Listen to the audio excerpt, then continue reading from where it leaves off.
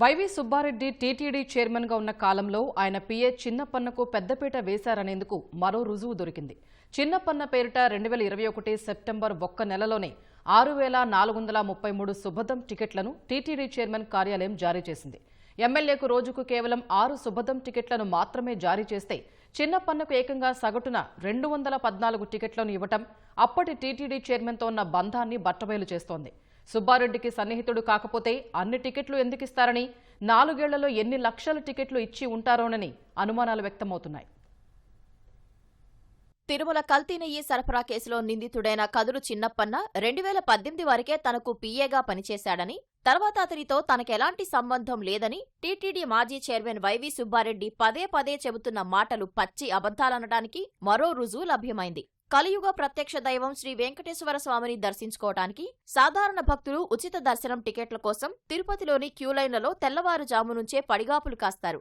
ఇక ఆన్లైన్లోనూ ఏ ఎమ్మెల్యే సిఫార్సు లేఖతోనూ 300 రూపాయల సుపదం టికెట్లు దొరికితే సంబరపడతారు.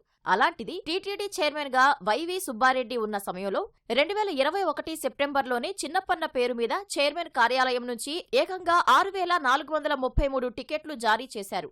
ఈ లెక్కన సుబ్బారెడ్డి టీటీడీ చైర్మన్ గా ఉన్న 4 ఏళ్లలో చిన్నపన్న పేరు మీద కొన్ని లక్షల టికెట్లు జారీ చేసి ఉంటారనడానికి ఇది నిదర్శనం. వీఐపీ బ్రేక్ దర్శనం, ఆర్జిత సేవల టికెట్లు ఇంకెన్ని జారీ చేసి ఉంటారోననే అనుమానాలు వ్యక్తమవుతున్నాయి. వైసీపీ హయాంలో కూడా ఒక్కో ఎమ్మెల్యేకి రోజుకు 6 సుపదం టికెట్లు మాత్రమే ఇచ్చేవారు. అది కూడా వారానికి 5 రోజులే. కానీ చిన్నప్పన్న పేరు మీద 2021 సెప్టెంబర్లో ఒక్కరోజు కూడా విరామం లేకుండా రోజుకు సగటున 214 టికెట్లు జారీ అయ్యాయి. అది కూడా చైర్మన్ కార్యాలయం నుంచి. సుబ్బారెడ్డి మాత్రం చిన్నప్పన్న 2014 నుంచి 2018 వరకే తన దగ్గర పీఏగా పనిచేశారని, ఆ తర్వాత ఏపీ భవన్లో లైజన్ అధికారిగా పనిచేశాడని, అతనితో తనకెలాంటి సంబంధమూ లేదని చెప్పుకొస్తున్నారు. సుబ్బారెడ్డి అండ లేకపోతే ఏపీ భవన్లో లైజన్ ఆఫీసర్గా పనిచేసే ఒక సాధారణ అవుట్సోర్సింగ్ ఉద్యోగి పేరు మీద టీటీడీ చైర్మన్ కార్యాలయం ఒక్క నెలలో 6,433 సుపదం టికెట్లు ఎందుకు జారీ చేస్తుంది?